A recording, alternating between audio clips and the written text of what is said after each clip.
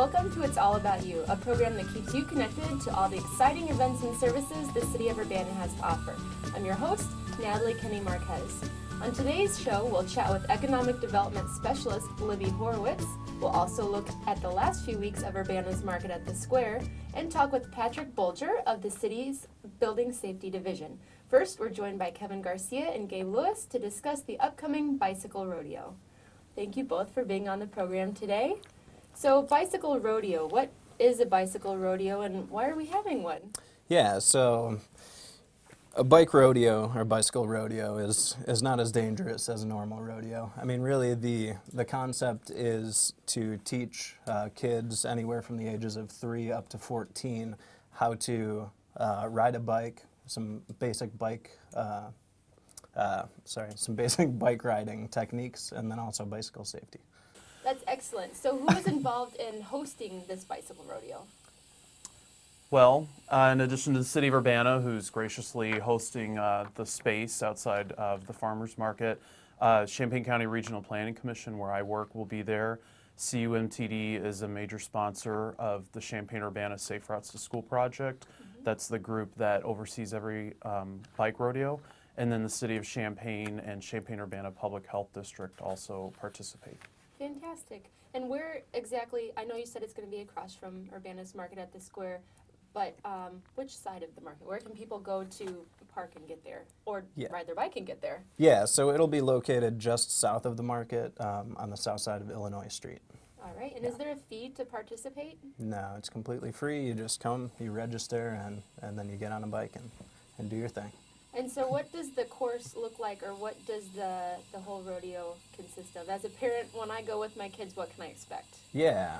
Well, I've participated in one bike rodeo, so I know the experience of that. But Gabe, you've been involved in a couple of these. So yeah, we actually have a sheet that we follow of stations that we try to set up. So we tend to have 5 to 7 stations set up, depending on how many volunteers and kids that we have. The first station is registration, and that's where, if we are able, we'll also do helmet sales.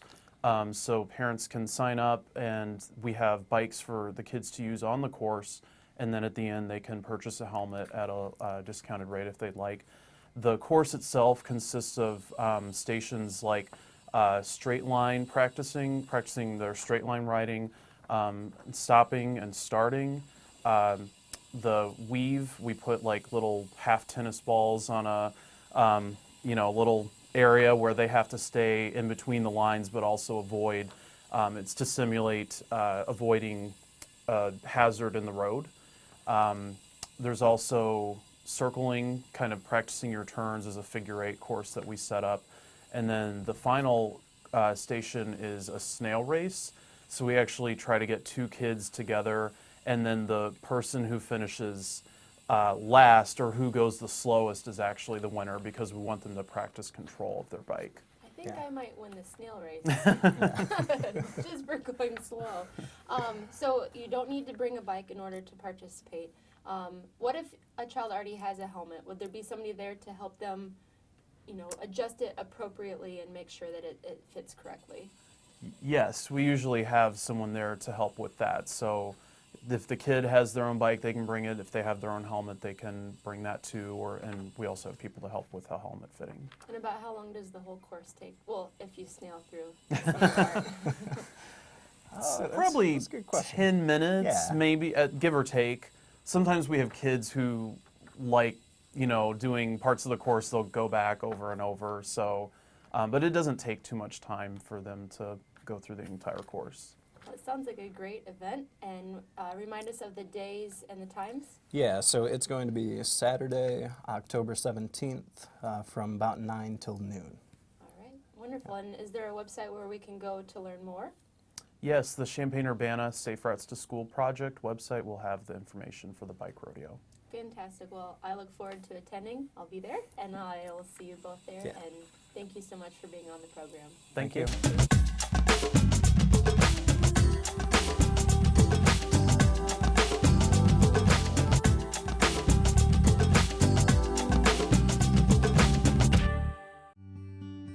It's been over 18 months since the historic Hackberry Tree towered over a West Urbana neighborhood. After a lengthy public input process, community members and city officials agreed that it would be in the best interest if the deteriorating tree came down. However, the story of Urbana's Sim Hackberry doesn't end there. My wife and I started this business in 1997, and we started out with the band mill that you see back in the back there. And what we do is we take tree service salvage, stuff that was going into landfills or being taken to compost facilities. Or being cut into firewood. And that's what we use as a lumber source. Mark and Tammy Allen came into the picture in 2015 as the wood from the Sim Hackberry tree was transported from Urbana to the Autumn Mill in Argenta, Illinois. Lumber will air dry for approximately 9 months before it goes into the kiln, and then it's in the kiln another month. Then it comes out, then it's ready to be planed down and finished lumber, or we cut turning blocks for bowl turners and stuff like that. Eventually, the wood from the tree will be used to create a conference table and various commemorative items to be available to the public. For now, the legacy of the Sim Hackberry tree will continue to grow. We do a lot of custom cutting like we're doing for the city of Urbana. They brought their stuff over, and they got a specific cutting list that they want. So we're trying to get some good stuff out of a log that was pretty important to the community. For more information on Urbana's Legacy Tree program, you can visit the city's website, urbanaillinois.us/legacytree. And we're joined now by Libby Horowitz from the Community Development Department at the City of Urbana. Thank you for being on the show. Thanks for having me. And so you're a new employee at the City of Yes. Urbana. Why don't you tell us a little bit about yourself and what brought you to Urbana? Yeah, well, I come from Philadelphia, Pennsylvania, and I actually came to Urbana for this job. It was just a very exciting opportunity, and I heard a lot of great things about Urbana. Before I was here, I've been living in a few different places. I was in Philadelphia doing my master's program. Before that, I was actually living in Albania in the Peace Corps, working for a local municipality out there and doing a lot of work with youth and the environment. Before that, I lived in New Orleans and upstate New York, so a few different places, yeah. Definitely. And so how has the adjustment been from the East Coast to the Midwest? It's been good. People have been really nice. I've been getting to explore a lot of the restaurants, been to Lake Kickapoo, so that was fun. I do miss my Ethiopian restaurants back home, though. I could want some of those here. Well, being in the Economic Development Division, maybe that's something you can maybe recruit try that, to come to Urbana. Yes. And speaking of economic development, so that's the division within community development that you're situated in. And what are some programs that you're currently working on? Yes, well, some of the work that I do, along with my counterparts, is work to help businesses get different incentive grants, just to help them start up some new businesses in Urbana. So we've been doing that a lot. I've been working on really researching myself to get a good feel of the community and understand everything. I'm still very new here, so learning about what we've done and where we're going. So. And what are some projects or some initiatives looking forward that you are going to be a part of or looking forward to participating in? Yeah, well, we have some really interesting new incentives coming up and some possibilities, so looking forward to being a part of those as well. And yeah, I've just seen some really great projects coming and new businesses coming into the community, so excited to be working with them as well to help. Fantastic. And you mentioned before the segment started about a database. I did. Tell us a little bit about that. Yes, well, that's been part of my personal research. Just we do some redevelopment agreements with different larger projects in the area. So that's going to be larger funds for mostly newer, bigger projects. So I'm going through and learning about all of those projects that we've done to understand how they're doing. Fantastic. Well, it's been a pleasure working with you so far, since I'm also You part of the too. same division, Yes. and we appreciate you being on the show and look forward to working with you in the future. Thank you.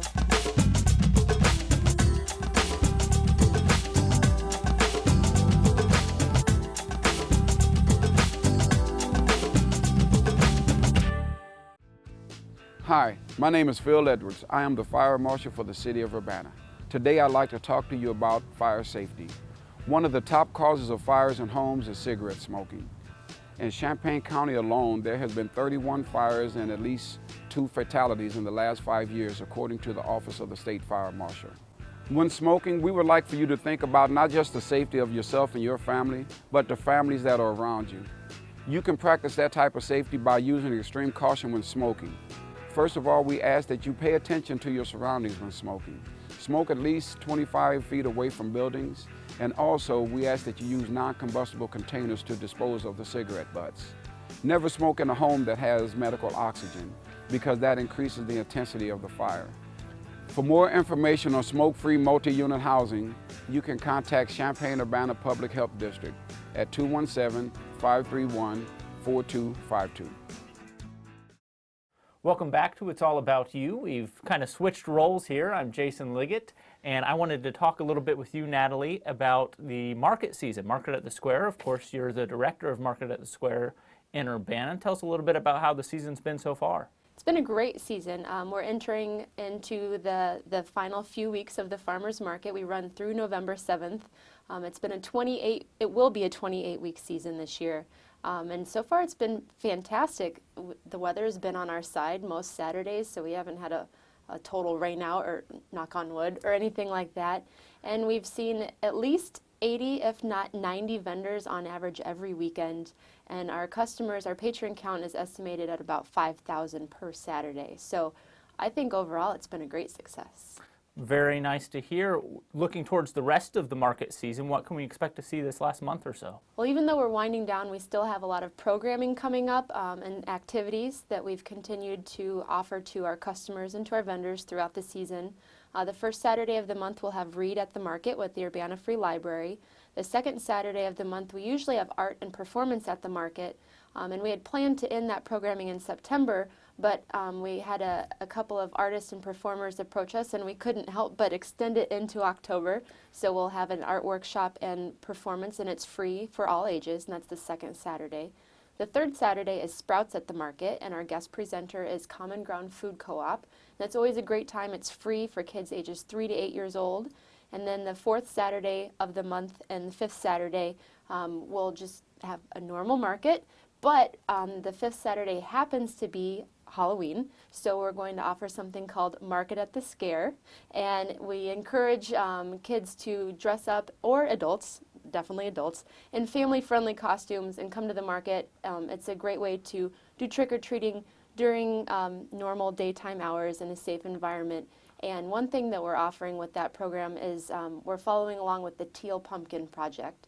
And if you see a teal pumpkin anytime during the month of October, especially leading up to Halloween, what that means is that that home or that business offers not food items that are acceptable for kids that have food allergies. So it might be toys instead of food, or it could be candy that doesn't have nuts or wheat or dairy or something like that. That way all kids can participate in the Halloween activities. So you'll see some teal pumpkins popping up throughout the market over the next 5 weeks. And if you have any questions about it, we'll have information for anyone looking to put a teal pumpkin out at their house. All right, so it sounds like there's plenty to do at the market, and really still plenty to buy as far as produce and everything. That's one nice thing about the market. It kind of continues to grow and change within the season. What do we expect to see as far as produce within the last month or so? Sure. Well, we definitely still have a lot of pumpkins, gourds. We have winter squash. There's still vendors that offer greens like spinach and kale because they do grow in hoop houses, and they have season extension for those types of products. You'll find root vegetables like carrots. You'll find beets. So all sorts of produce items like that. And as always, we have meat, dairy, honey, processed and prepared foods. Those are like your baked goods, pastries, breads, things like that. And then fantastic arts and crafts and flowers. There'll still be lots of beautiful flowers through the end of the season.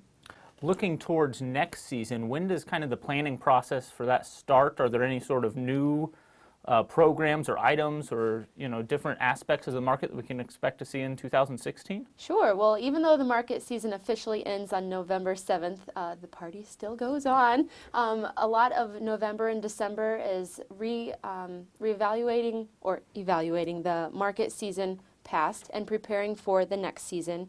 And our applications for the 26th season will be available February 1st.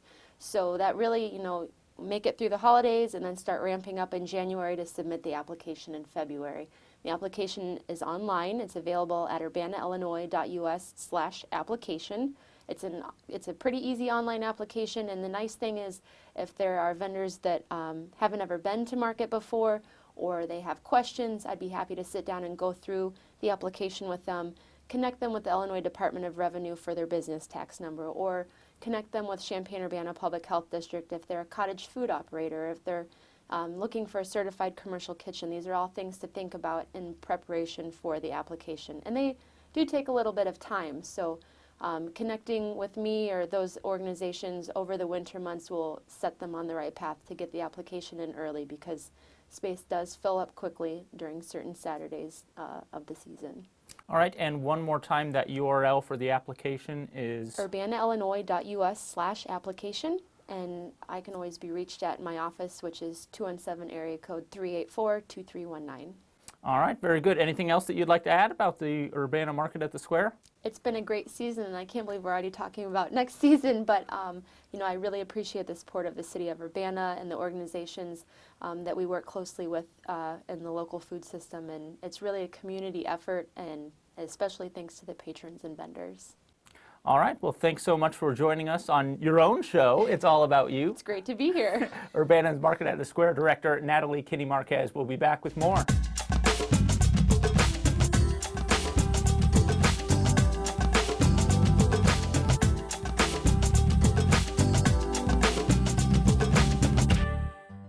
Hi, I'm Jessica from the Urbana Business Association. And I'm Natalie KennyMarquez with Urbana's Market at the Square. Fresh, locally grown foods don't just taste delicious, they're better for you, your community, and the environment. And we're really lucky because it's super easy to eat local all year round in our community. Did you know Urbana is home to 3 farmers markets? You can check out Urbana's Market at the Square from May through November, the Holiday Market in November and December, and the Middle Market from January through April. Local food is fresher and tastes better than food shipped long distances from other states or countries. And local farmers often cultivate veggies, fruits, and livestock that are bred for flavor and sustainability to our Midwest region rather than for uniformity and ability to travel. Did you know that most food travels over 1,500 miles from farm to plate? Buying locally grown food reduces pollution and our dependence on fossil fuels while preserving farmland near our community. Your food dollar makes a difference in building a sustainable future. This is a critical time to support your farming neighbors. Buy locally and ensure that more of your money goes to the farmer and local farms can stay in business. What's great is that besides having 3 producer-only farmers markets in Urbana, there are businesses that sell locally grown and produced items. Besides the 3 farmers markets in Urbana, you can find many local items served in area restaurants and for sale in local stores. On behalf of Urbana's Market at the Square, the Holiday Market and Middle Market, we encourage you to take advantage of year-round farmers market shopping. To learn more about Urbana's 3 farmers markets, visit urbanabusiness.com or urbanaillinois.us/market, or download the Urbana app to connect with and support shopping local all year round. And we're back with It's All About You. I'm joined by Patrick Bolger of City of Urbana's Community Development Department. Thank you for joining us. Hello. Let's start off with, first tell us a little bit about yourself and what brought you to the City of Urbana as the housing inspector. My name is Patrick Bolger. I'm the housing inspector with the City of Urbana. I came to here from a previous job doing fire sprinkler inspections. I've always had an interest in construction and houses and all those types of things, so I'm very glad to be taking over this job and doing housing inspections. So. Fantastic. Well, it's a pleasure to work with you since we're in the same department. But yes. For those folks that don't know what a housing inspector does, tell us what your job consists of. Okay. I do most of the property maintenance inspections, and that would be for all of the rental registration program through the city of Urbana. That would include most of the systematic inspections, where we try to get into all of the registered rental properties in the city every 3 to 5 years. I do the certified University of Illinois housing through a program that we have with them, and we do that every year, and I would be getting into any kind of certified housing that the university has in Urbana. I also do any complaint-based inspections, which would be for rental properties and then also for neighborhood complaints. And tell us a little bit about what is a complaint inspection? What does that mean? So there's 2 types of complaint inspections. The first one would be like a neighborhood complaint, where somebody is having an issue on their street or in their specific neighborhood with a property that might be a vacant structure, or it might have an issue with a fence that's leaning over onto their property or out into the street. It could have some detached gutters, or it could be, like I said before, a vacant structure that looks like people might be trying to get into the property. So they would call into our office or email myself and describe the issues they're having with the property, and I would go out and do an exterior inspection of the property, and then I would send the owner of the property a notice of any types of violations that we find during the inspection. The other one would be a complaint-based inspection that somebody has on their rental property. So they're renting from somebody here in the city of Urbana, and they've contacted their landlord or property owner, and they've had an issue and it's not being resolved. So then they would come into our office, they would fill out a complaint form, and the staff would schedule an inspection for me to come out, and I would do an actual property maintenance inspection of their unit or house, and I would send the landlord or owner of the property a complaint notice, and they would have a certain timeline to make repairs to that property.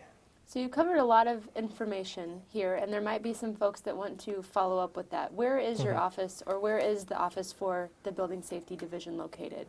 We are located in Community Development, which is at the main city building at 400 South Vine Street. When you come in, you can just ask for the actual housing inspector. If I'm not available, they can usually answer most of your questions, and then they can set up, like I said, walk you through the complaint inspection form, and then set up an inspection for me. If you just have some simple questions about what might violations be, or some type of issues you're having, you can always call or contact me through my email address, and I can always answer those questions for you. So the form is in the office, but if folks want to do a little bit of reading ahead of time or find out more information, is there a website where they can go to? Yes, it's all on our city's website through the resident section of the website itself. There's a section for the rental registration of properties. In there is also a little checklist of some common violations that we have at a lot of properties. Most of the stuff we deal with are simple fixes that just people are having issues with getting them resolved. Got it. Well, thank you so much for joining us today. It's a pleasure to work with you, and thank you for your service with the City of Urbana. Thanks for having me on. For more information on the City of Urbana, you can visit their website at urbanaillinois.us. From there, you can watch this program on demand and download our audio podcast. We appreciate you tuning in today and hope you'll join us again soon. And remember, it's all about you.